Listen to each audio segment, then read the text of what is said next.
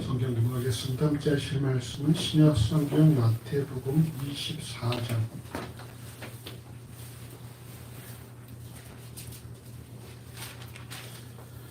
마태복음 24장 42절에서 44절까지의 말씀입니다. 신약 성경 42쪽 전으로 있습니다. 마태복음 24장 42절에서 44절 함께하는 참격기도 하시고 마지막 주도 함께 하시겠습니다. 제가 42절을 읽어갑니다.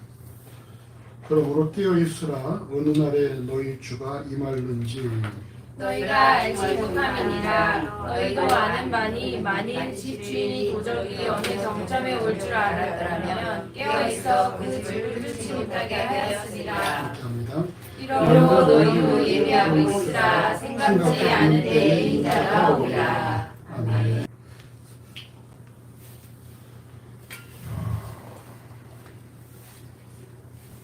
오늘 본문이 마태복음 24장은 마가복음 13장, 누가복음 21장과 함께 흔히 종말장이라 이렇게 불려집니다.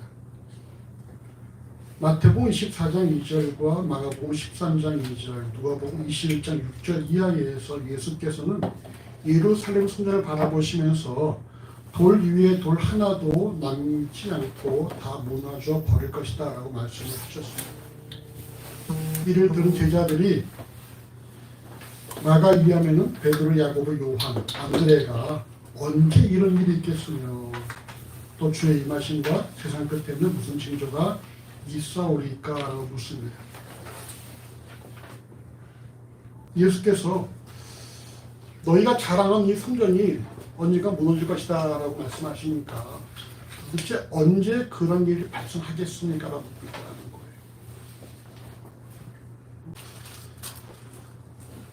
그러니까 예수께서 성전을 바라보시면서 이것이 결국 언젠가 무너져 내릴 것이다 라고 말씀하시니까 저희들이 물어보는 것이 언제 이런 일이 있겠습니까? 어떤 징조가 있사오리까? 라고 묻습니다. 이 예수께서는 마태복음 24장 4절에서 35절, 또 마가복음 13장 5절에서 31절, 누가복음 21장 8절에서 33절에 이르기까지 종말의 징조에 대해서 말씀을 하십니다. 그 내용이 무엇입니까? 먼저는 민족과 민족이 또는 나라와 나라 간의 전쟁이 발생한다는 것입니다. 그리고 기상이변이 발생한다는 것이고요. 그리고 마지막으로 신앙적으로 박해가 발생한다라고 말씀을 하십니다. 최근 러시아와 우크라이나가 대치 중인 가운데 미국이 이곳에 또 군인을 파병하는 등 국제적으로 전운이 감돌고 있죠. 그리고 기상이변은 온난화로 인해서 우리가 이미 겪고 있는 실정이고 말세가 다가갈수록 기독교에 대한 박해가 발생한다라는 사실을 우리들은 명심을 해야 한다는 것입니다. 최근 인구 감소와 팬데믹으로 인해 주일학교가 사라지고 있죠. 주일학교가 갈수록 교회마다 사라지고 그리고 큰 교회에서도 대형 교회에서도 여러분 숫자가 줄고 있습니다. 그리고 예배 회집 인원이 감소하고 있고요. 코로나 작년 재작년에 2만 교회가 사라졌다라고 해요. 그리고 교회들에서 감소 추세에 있습니다.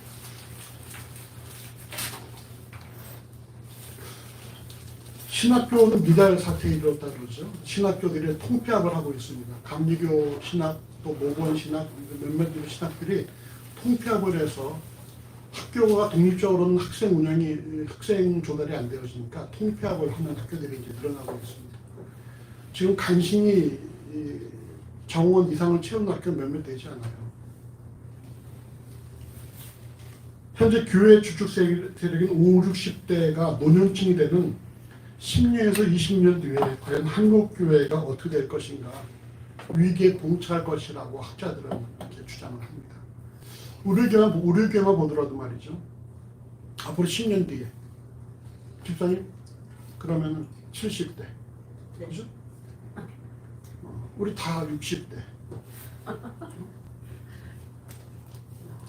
그럼 얘네들이 교회를 지킬 수 있을까? 물론 뭐 신랑을 데리고 오면 문제가 없겠지만 신랑 따라간다. 그럼 또 다른 사람 보내줄 수도 있겠죠.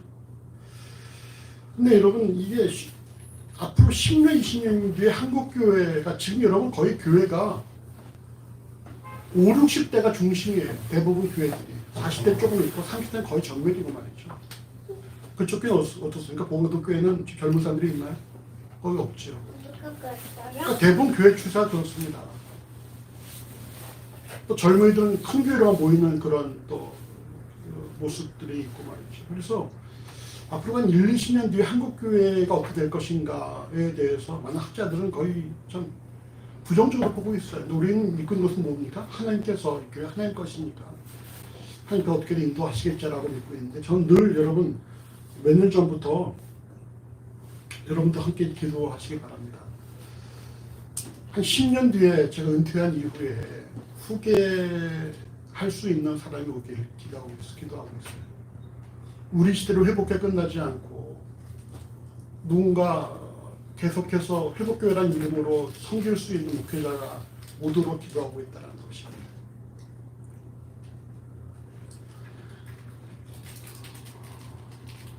그럼 세 가지 징조가 무엇입니까? 국가 간의 전쟁들, 또 기상이변, 또 교회의 어떤 그런 박해, 내지는 교회의 어떤 그런 축소의 모습들이 있다는 것입니다. 그러나 마태복음 24장 13절과 나가복음 13장 13절에는 끝까지 견디는 자는 구원을 얻으리라 이렇게 말씀을 하고 있고요. 누가복음 21장 19절에서도 너희의 인내로 너희의 영혼을 얻으리라 이렇게 말씀하고 있다는 것입니다.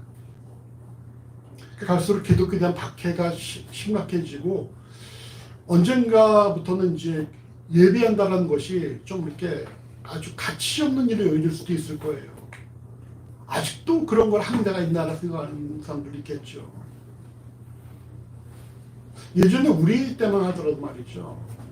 나 때는 아니지만 아무튼 우리 시대는 대부분 예배당에서 결혼도 하면서 참 그러니까 갈수록 이렇게 종교적으로 교회에서 뭔가 하는 것이 사라지고 있다는 것입니다. 그래서 우리 청년들은 다 예배로 이렇게 결혼 예배를 하겠다라고 해서 좀 감사한 일인데 이런 믿는다는 자들도 예배를 하지 않고 그냥 간소하게 하는 결혼식들이 많이 있어요. 갈수록 예배한다는 것, 또 하나님을 믿는다는 것이 사람들에게 그렇게 대단하게 여겨지지 않는 때가 온다는 것입니다. 근데 그럴지라도 성경이 가르치는 무엇입니까? 너희의 인내로 너희의 영혼을 얻을 것이라 이렇게 말씀합니다. 너희의 인내로 그래도 우리가 참고 견디면서 우리가 하나님을 쫓아 살아가야 한다는 것이죠. 자, 인내로 영혼을 얻으리라 할 때 우리가 생각나는 말씀이 있지 않습니까? 준비사님, 좋은 밭은 착하고 좋은 마음으로 말씀을 듣고 지키어 인내로 결실하는 자다라고 말씀하고 있죠. 그러니까 좋은 밭은 무엇입니까? 결국 인내하는 밭이라는 것이죠. 오늘 누가복음 21장에서도 말씀합니다. 박해가 분명히 발생할 수 있다. 언젠가는 예수 믿는 것이 아주 우습게 아주 가치 없는 일을 이룰 때가 온다는 것입니다. 그래도 뭐예요? 인내로 너의 영혼을 구원하라 이렇게 말씀하고 있다는 것입니다. 특히 그때에는 이곳저곳에서 그리스도가 있다는 주장들과 그들의 큰 표적과 기사를 보이면서 믿는 이들을 미혹한다라고 말씀하고 있습니다. 그러나 예수의 오심에 대해서 마태복음 24장 27절은 번개가 동편에서 나서 서편까지 번쩍임 같이 인자의 임함도 그러하리라 이렇게 말씀합니다. 마치 번개가 동쪽에서 번쩍거리면 서쪽에서도 번개가 치는 걸 볼 수 있는 것처럼 예수께서 재림하실 때에는 이곳저곳이 아니라 지구의 양쪽 끝에 있는 사람들이 동시에 알 수 있도록 오신다라는 것입니다. 이 같은 내용을 마가복음 13장 26절과 누가복음 21장 27절은 그때 사람들이 인자가 구름을 타고 능력과 큰 영광으로 온 것을 보리라 라는 말씀을 통해서 예수께서 재림하실 때는 소수의 사람들만 보는 것이 아니라 예수께서 구름을 타고 능력과 큰 영광으로 오시는 것, 그러니까 누구나 다 볼 수 있도록 오신다는 말씀을 있다는 거예요. 그럼 이게 무슨 말인지 아십니까? 결국 예수는 말이죠. 메시아는, 재림주는 어디 뭐 산속에 있거나 뭐 구석진 지하실에 있거나 어디 뭐 일정한 장소에 있지 않다는 것입니다. 어딘가에도 메시아가 있다고 하면서 50명이 뭐 메시아를 뭐 떠받들고 있다는 얘기가 있는데 여러분 이런 것들은 다 거짓말이라는 거예요. 예수는 어떻게 오십니까? 모두가 알 수 있도록, 모두가 인정할 수 있도록 오신다는 것입니다. 소수만 아는 것이 아니라 어디 구석진 곳에 숨어서 있는 것이 아니라 아무리 큰 능력과 어떤 표적을 보인다 할지라도 여러분 결코 예수는 이런 식으로 오지 않는다는 것입니다. 예수께서 재림하신 그날에 대해서 마태복음 24장 36절과 마가복음 14장 32절은 하늘 천사도 모르고 오직 하나님 아버지만이 아신다 이렇게 말씀을 합니다. 예수께서는 사도행전 1장 7절에서도 제자들의 질문에 때와 기한은 아버지께서 자기의 권한을 주셨으니 너희의 알 바가 아니다 이렇게 말씀하셨습니다. 그렇다면 우리가 이 종말을 맞이하면서 기억할 것이 무엇입니까? 종말이 반드시 있다라는 것이고요. 이 땅의 시작과 끝이 있다라는 거예요. 결국 여러분 기독교는 윤회를 가르치지 않습니다. 돌아가면서 어떤 삶이 이렇게 돌아가면서 뭐 전생을 얘기하지 않는다라는 거예요. 처음과 끝이 있습니다. 처음은 무엇일까요? 응? 처음은 뭘까? 창조죠, 창조. 그럼 끝은 무엇입니까? 재림이라는 거예요. 창조와 재림이 이 땅의 처음과 끝이라는 것이고, 우리가 지금 어디에 있어요? 그 사이에 있는 것이죠. 우리는 지금 여러분 종말은 예수께서 오심으로 종말이 시작되었습니다. 예수의 초림은 종말의 시작이고 예수의 재림이 종말의 완성이에요. 우리는 지금 어떤 시대를 살고 있죠? 종말의 시대를 살고 있다는 것입니다. 종말의 시대에. 또 그때 징조가 무엇이라고요? 나라와 나라가 전쟁을 일으키고 기상이변이 발생을 하고 기독교에 대한 박해가 발생한다라고 말씀하고 있다는 것이죠. 그럼 이런 상황에서 우리는 어떻게 살아가야 되는가라는 부분입니다. 오늘 본문 마태복음 24장 42절에서 43절을 함께 읽어보십시다. 그러므로 깨어있으라 어느 날에 주가 임하는지 너희가 알지 못하느니라. 너희도 아는 바 아니 만일 집주인이 도적에 어느 경증이 올 줄 알았다면 깨어있어 그 집을 뚫지 못하게 하였으리라. 아멘. 먼저 오늘 본문은 마태복음 24장 42절에 깨어있으라 이렇게 말씀합니다. 깨어있으라. 이때 깨어있으라는 말씀은 잠들지 말라는 것이 아닙니다. 동일한 상황에 대해서 누가복음 21장 34절은 너희는 스스로 조심하라. 그렇지 않으면 방탕함과 술 취함과 생활의 염려로 마음이 둔하여지고 뜻밖의 그날이 덫과 같이 너에게 임하리라 이렇게 말씀하고 있어요. 방탕함과 술 취함, 생활의 염려로 마음이 둔해지지 않도록 하라는 것이 바로 깨어있으라는 것입니다. 깨어있으라는 것이 잠들지 말라는 것이 아니라 방탕함과 술 취함과 생활의 염려로 말미암아 마음이 영적으로 어두워지지 않게, 영적으로 둔감해지지 않도록 그렇게 늘 만들라라는 말씀입니다. 방탕함이란 규모 없음, 절제하지 못함, 또 자신의 감정에 충실함 등의 뜻을 가지고 있습니다. 동일한 구절을 공동 번역은 방탕함과 술 취함을 함께 연결해서 흥청대며 먹고 마시는 일이라 번역을 하고요. 요즘 피터스의 메시지는 잦은 파티와 쇼핑으로 영적 감각이 무뎌지지 않게 하라 이렇게 번역을 합니다. 예수를 주라 고백한 자들에게 술 취함의 항목은 여러분 합당하지 않겠지만 방탕함, 특별히 무엇입니까? 자기 감정에 충실한 것, 절제하지 못하고 감정에 충실한 것을 우리가 좀 점검을 해봐야 됩니다.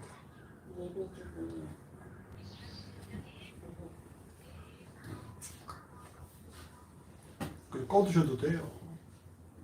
당연히 예배하는 줄 알겠지.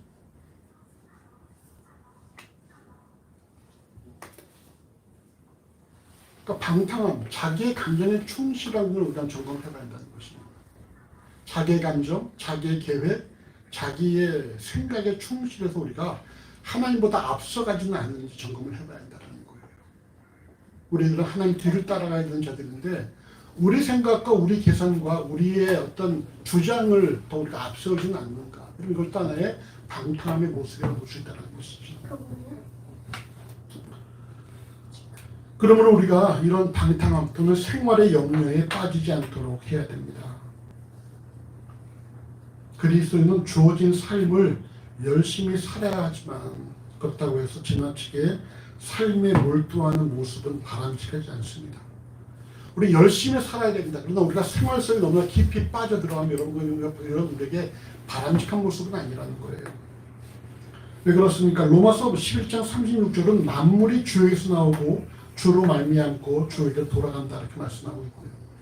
잠언 16장 9절은 사람이 마음으로 계획을 세울지라도 그 걸음을 인도한 분은 여호와시다 이렇게 말씀을 하고 있습니다. 이처럼 예수를 주라 고백하는 그리스도인들은 하나님께서 모든 만물을 만드시고 우리의 삶도 우리의 걸음도 인도하신다라고 믿는 자들이라는 거예요. 로마서 14장 8절에 그러므로 사나 죽으나 우리가 주의 것이라는 말씀처럼 자신의 삶의 전적으로 하나님 주권이 있다는 사실을 인정하는 자들이라는 사실입니다. 그렇기 때문에 우리가 너무나 자신의 삶에 지나치게 몰두하는 것은 하나님보다 앞서갈 수 있는 그런 여지를 남겨놓을 수 있다는 것입니다. 마치 출애굽한 백성들이 말이죠.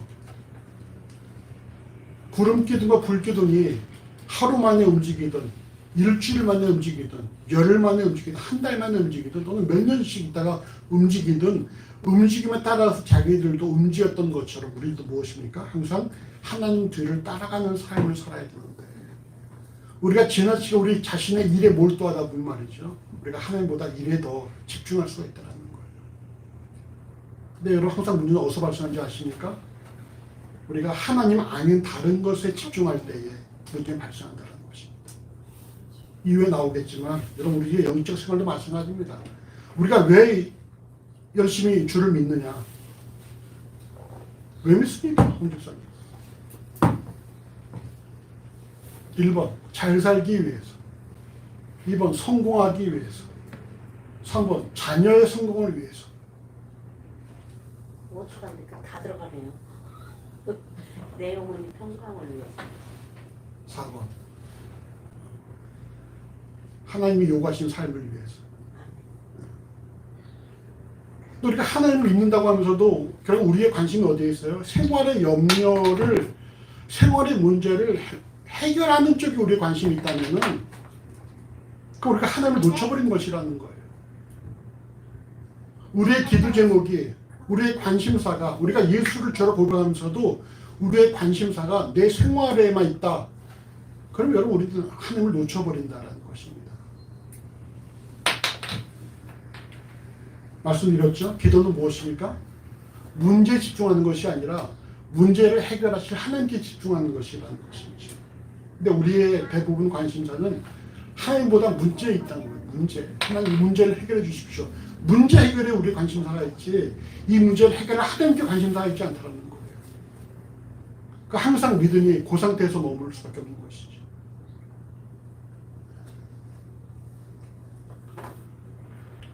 전도서 9장 9절에서도 하나님이 해 아래에서 내게 주신 모든 헛된 날에 사랑하는 아내와 함께 즐겁게 살지어다. 이는 내가 일평생이 해 아래에서 수고하고 얻은 분복이니라 라고 말씀하고 있습니다. 잠시 있다가 사라지는 안개와 같은 인간은 자신의 미래를 절대 알 수 없으나 하나님께서는 인간을 비롯한 모든 피조계의 만물을 주관하신다는 것입니다. 결국 자신의 삶을 하나님께 맡기고 주어진 책임을 회피하며 적당주의로 살라는 것이 아닙니다. 이는 마치 어떤 일을 시행하기 전에 능숙한 전문가와 상담을 받는 것처럼 주어진 삶을 나보다 나를 더 잘 아시고 인간의 삶을 주관하시는 하나님에게 맡기라는 거예요. 우리 경기 아버지께서 농업 컨설팅을 하신다고 그때 말씀하시지 않습니까?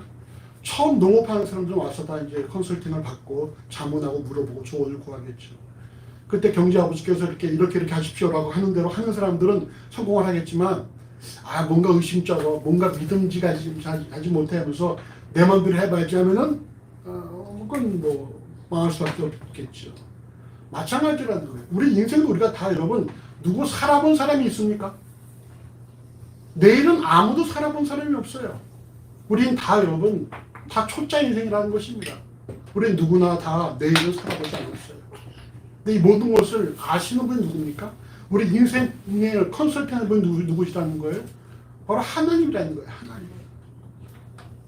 어제나 오늘이나 동일하신 하나님. 지구상의 수백억의 사람들의 삶을 인도하신 하나님. 그분이 여러분 우리의 삶에 인도하시는 분이라는 것입니다.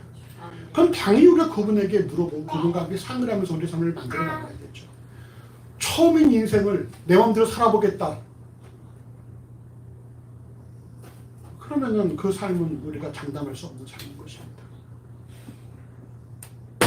그래서 어저께 결혼한 우리 경제와 또 효진 자매도 또 지난달에 결혼했던 우리 규빈이와 정호 형제도 마찬가지로 이 결혼을 함에 있어서 잘 살고 싶지만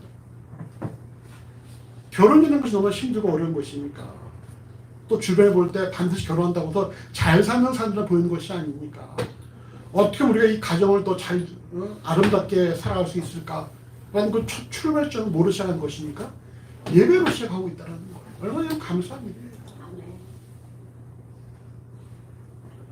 그러니까 여러분 우리가 처음인 우리의 삶을 이 인생의 전문가, 모든 인생을 주관하시는 하나님께 맡긴 것, 여러분 이건 너무나 당연한 어떤 분별력이요 또 지혜로운 삶이라는 것입니다. 그래서 여러분 인간으로서 가장 최선의 삶이 무엇입니까? 하나님께 의탁하는 것이라는 거예요.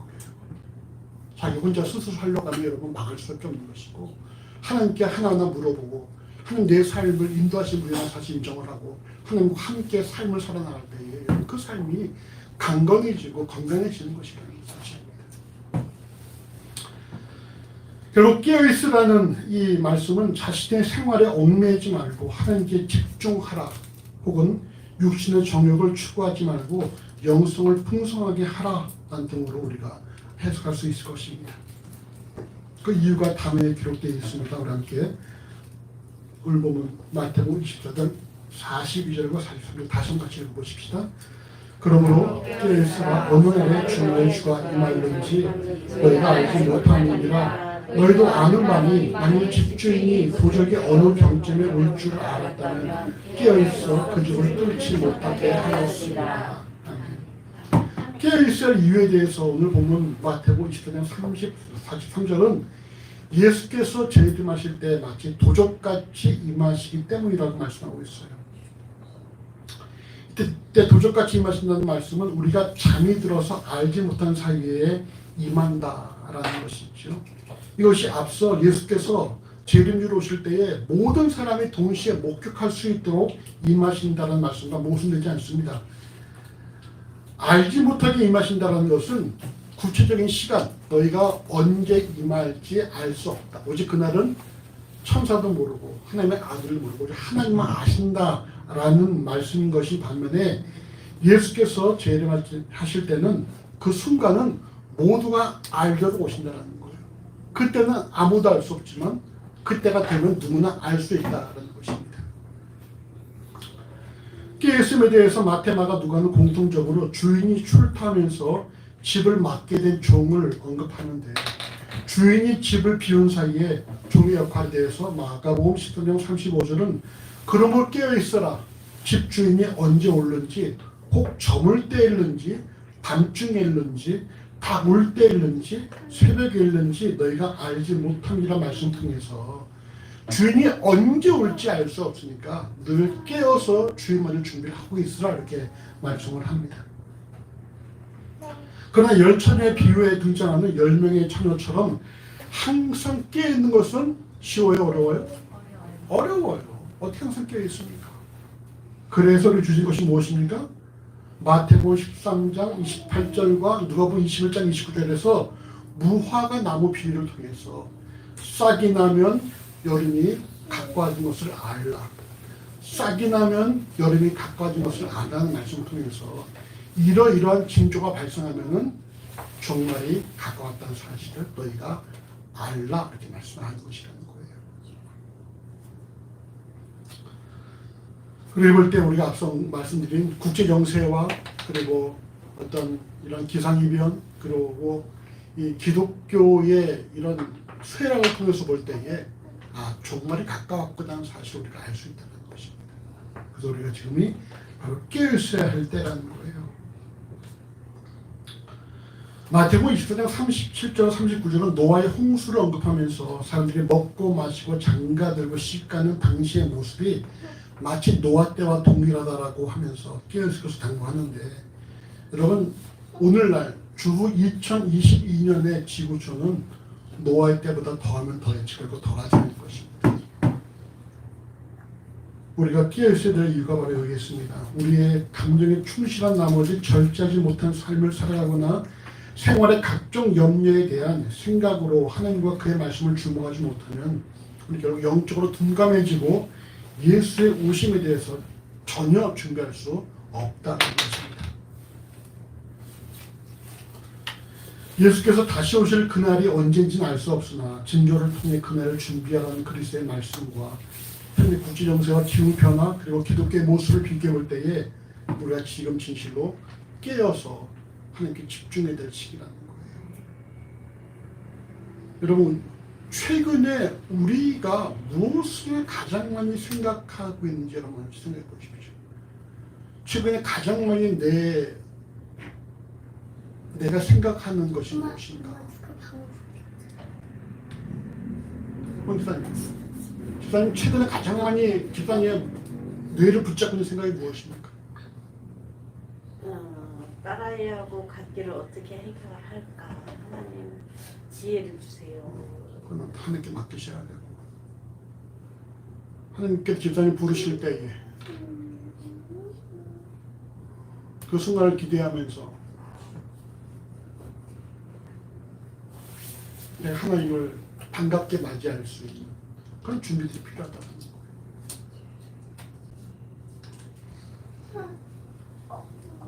자식에 대한 부분은 하나님께 맡겨야 돼요. 그거 뭐 우리가 어떻게 합니까?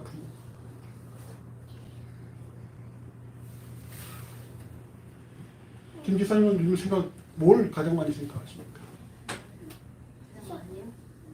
어떻게 깨어 있을까? 언제부터 그런 생각을 했어요?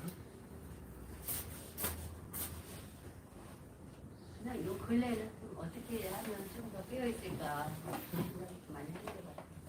그냥 경원이를 붙잡고 있는 생각은 뭐야?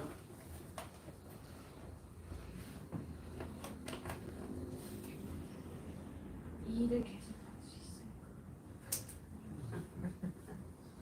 누구? 그게 너의 의지야 아니면 타인의 의지? 말이 안 들어먹어서요. 하나도. 누구한테? 대부분의 아이들한테. 아직도 그 문제 고민하고 있는 거야? 기도해라. 하나님이 원하시는 교사상을 만들기 위해서 기도해야지.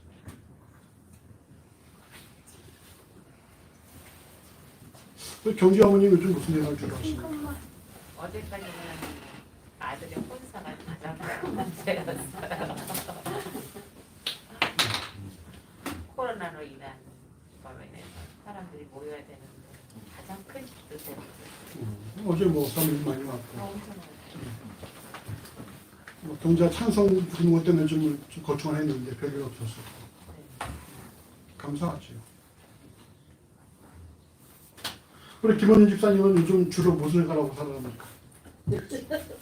그러자마자 그냥 감사하고 살아요.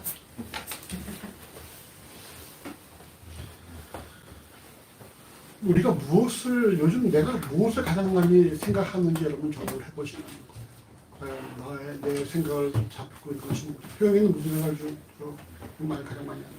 지금 아이들 잘 수련하고 내년 아이들 잘 기도로 주는 하나도 맡기고 해야지. 그 다음 말씀 보십시다. 오늘 보면 마태복음 10장 44절 같이 읽어보십시다. 이러므로 너희도 예배하고 있으라 생각지 않을 때에 이때가 오리라. 아멘. 이러므로 너희도 예배하고 있으라는 말씀은 깨어있지 않으면 그리스도의 오심을 예비할 수 없으니까 항상 깨어서 오실 예수를 맞을 준비를 하라는 것입니다. 앞서 깨어있으라라는 표현을 예비하고 있으라라는 말씀을 통해서 깨어있어야 될 일을 좀 더 구체적으로 말씀을 하고 있죠.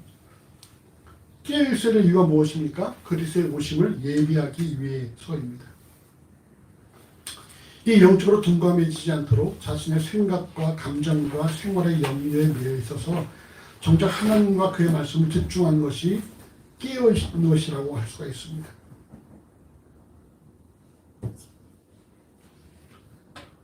누가복음 21장 36절은 이렇게 말씀합니다. 이러므로 너희는 장차 올 이 모든 일을 능히 피하고 인자 앞에 서도록 항상 기도하며 깨어있으라. 이렇게 말씀하고 있어요. 항상 기도할 것을 요구하는데 여러분 기도의 목적이 무엇입니까? 장차 올 이 모든 일을 능히 피하고 인자 앞에 서도록 하기 위해서. 우리가 기도할 이유가 무엇입니까? 문제 해결을 위해서, 잘 먹고 잘 살기 위해서, 소원 성취를 위해서가 아니라 너희가 장차 이 모든 일들을 피하고 능히 피하고 인자 앞에 서기 위해서 항상 기도로 깨어있으라 말씀을 있다는 거예요. 앞서 말씀드린 것처럼 우리의 기도하는 목적이 단순히 생활의 문제를 해결하기 위해서가 아니라는 것입니다. 어려움을 극복하기 위해서가 아니라는 거예요. 문제 해결이 문제는 그것이 아니라 더 우리가 하나님 앞에 온전히 나아가도록 하기 위해서 깨어있으라 이렇게 기도하라 이렇게 말씀드리는 것입니다. 우리가 또 무엇을 점검해야 될까요? 과연 내 기도 제목이 무엇인가? 기도 제목이 무엇인가? 우리의 기도 제목이 무엇인가? 우리의 기도 제목이 진실로 내가 더 하나님 앞에 더 온전히 나아가기 위한 기도를 하고 있는가? 아니면 내 생활에 매여서 내 문제 해결하는 기도에 급급해하고 있는가라고 봅니다. 다시 말씀드리지만 여러분 기도는 문제에 집중하는 것이 아닙니다. 기도는 하나님을 더 집중하는 거예요. 하나님께 집중하는 거예요. 왜 제자들은 귀신 들린 아이의 병을 기도 낫지 못하게 했을까요? 그죠? 그것만 낫기만 기도했다는 것이죠. 하나님께 맡기지 못하고. 예수께서 뭐라 말씀하십니까? 믿음이 적은 자들아, 믿음이 없는 자들아 말씀하시나요? 여러분 다시 말씀드리지만 여러분 문제 해결에 급급하지 마십시오. 문제는 오늘의 문제일 수 있고 내일은 아무것도 아닐 수가 있어요. 문제 해결이 문제가 아니라 그래도 하나님께 집중하고 있는가가 중요한 부분이라는 것이에요. 홍집사님도 그래서 자녀 문제는 문제가 아니에요. 아멘. 하나님께 맡기고 아멘. 내가 더 하나님 앞에 온전히 나갈 수 있는 준비를 하십시오. 성경에 볼 때에 자녀는 몇 순위예요? 부부 관계, 부모 자식 관계, 삼순이. 자녀는 3순위죠. 3순위. 먼저 성경은 부부 관계를 말하고 그다음에 부모에 대해서 말하고 그다음에 자식에 대해서 말씀하고 있거든요. 자식은 하나님께 맡기세요. 말한다고 듣습니까? 지금 뭐 전능이 안 들어요. 어떻게 안 들려요? 그거는 안 할 거예요. 좀 고급지게 말씀하시네요. 그 30대 중반 애가 엄마 말 듣겠어요? 안 듣지. 병원인 말 잘 듣나요? 원수는? 철이 많이 들었어요.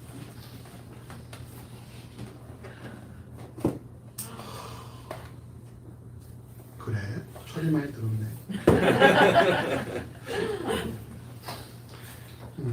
감사한 일이에요. 우리가 무엇을 위해 기도하고 있는지 점검해 봐야 됩니다. 우리의 기도 제목, 돈을 점검해 봐야 돼요. 그래서 여러분들이 왜 기도 제목들을 제가 기도하지 않습니다. 거기에다가 넣을 건 넣고 뺄 건 빼서 기도하고 있죠. 예를 들어 경원이가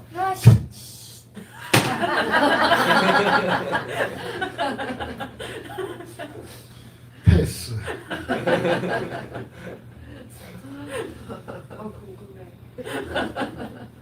예배 끝나고 개인적으로 성경은 예수께서 다시 오실 그날에 대해서 분명히 언급하고 있습니다. 마태복음 4장 17절에 회개하라 천국이 가까웠느니라는 그리스도의 말씀을 통해서 그날이 시작되었다라고 그렇게 말씀하고 있어요. 예수의 초이름으로 시작된 종말이 그리스도의 재림으로 완성될 것이며 우리는 지금 종말의 시기에 살고 있다는 것입니다. 실제로 오늘 살펴본 마태복음 24장, 마가복음 13장, 누가복음 21장에 기록된 종말의 징조나 디모데후서 3장 이하에 기록된 종말의 현상은 오늘날 현대의 모습과 상당히 많이 흡사해지고 있어요. 경건의 모양은 있으나 경건의 능력은 부인하는 자들, 예수를 주라 고백하는 형상은 지니고 있지만 실질적으로 삶에서 예수를 닮아하지 못하는 자들, 돈을 더 사랑하고 부모를 거역하고 자긍하고 이런 일들이 다 디모스에 기록되어 있는 현대의 모습이지 않습니까? 말세의 모습들. 서로 속고 속이는 일들. 성경은 분명히 종말을 선언하고 있으며 오늘날이 종말의 시기이고 종말은 완성될 것입니다. 이런 상황에서 예수를 주로 고백한 그리스도인들이 반드시 갖춰야 될 자세는 방탕함과 생활의 염려로 인해 영적으로 둔감해지는 것이 아니라 말씀과 기도로 깨어서 더욱 하나님을 주목하는 것, 내 인생을 주관하시고 다스리시는 하나님을 더 주목하는 것이 있다는 거예요. 문제에 주목하지 않고 하나님께 더 집중하는 것이 있다는 사실입니다. 이를 로마서 13장 13절부터 14절은 낮에와 같이 단정히 행하고 방탕과 술 취하지 말며 음란과 호색하지 말며 쟁투와 시기하지 말고 오직 주 예수 그리스도로 옷 입고 정욕을 위하여 육신의 일을 도모하지 말라 이렇게 말씀하고 있습니다. 예수로 옷 입어라. 이게 무슨 말이겠습니까? 예수로 옷 입어라. 예수 이름을 닮아라. 예수로 옷 입어라. 무슨 말일까요? 자, 김원기 기자님, 이게 무슨 말일까요? 예수로 옷 입어라. 말씀으로 보정하라. 그래서 중요한 게 뭐예요? 옷이죠, 옷. 다른 말로 옷이 어떻게 표현하면 유니폼의 유니폼. 예수의 유니폼을 입어라. 무슨 말이겠습니까? 유니폼의 의미가 뭐죠?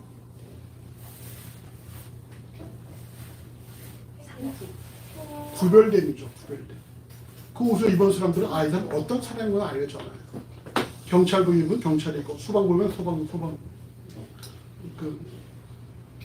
결국 유니폼이라는 건 뭐예요? 그 사람이 어떤 사람인지 남들이 보고 한눈에 식별할 수 있는 그런 상황이라는 것입니다. 우리에게 예수의 유니폼을 입으란 말은 무슨 말이겠어요? 누가 보든지 이 사람은 예수 믿는 사람이구나 하는 사실을 알도록 하라는 거예요. 그럼 어떻게? 좀 더 고급지게 표현들이 좀 더 우아하고 고급지게 좀 하이 레벨. 자, 우리 옆분에게 이렇게 축복하십시다. 고급지게 삽시다. 고급지게 삽시다. 좀 더 우아하게 삽시다. 자, 본문을 통해서 우리가 주목해야 될 사실은 먼저 우리는 지금 종말의 시기에 살고 있다는 것입니다. 그리고 우리가 종말은 예수 그리스도의 오심으로 시작해서 예수 그리스도의 재림으로 완성된다는 것입니다. 그래서 우리는 항상 종말의 시기에 살고 있기 때문에 항상 깨어 있어야 된다는 것이고요. 두 번째로 깨어 있다는 말씀은 방탕함과 생활의 염려로 인해 영적으로 둔감해지지 말고 항상 하나님과 그의 말씀을 주목하며 영적으로 깨어 있어야 된다는 거예요. 특별히 생활의 염려. 우리가 여러분 염려에 붙잡히면 안 됩니다. 생활에 붙잡히면 안 됩니다. 그러면 어디에 붙잡혀야 돼요? 하나님께 붙잡혀야 되는 것이지 우리 생활의 문제에 붙잡히면 안 된다는 거예요. 무엇을 먹고 어떻게 살까 이런 문제에 붙잡히면 안 되는 것입니다. 너희는 먼저 그의 나라와 그의 일을 구하라. 무슨 말씀이에요? 하나님 먼저 구하라는 것이죠.